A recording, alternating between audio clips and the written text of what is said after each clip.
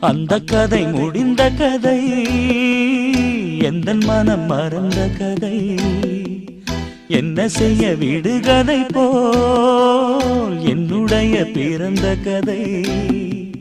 காலங்கள் தான் போன பின்னும் காயங்கள் ஆறவில்லையோ, வேதனை தீரவில்லை.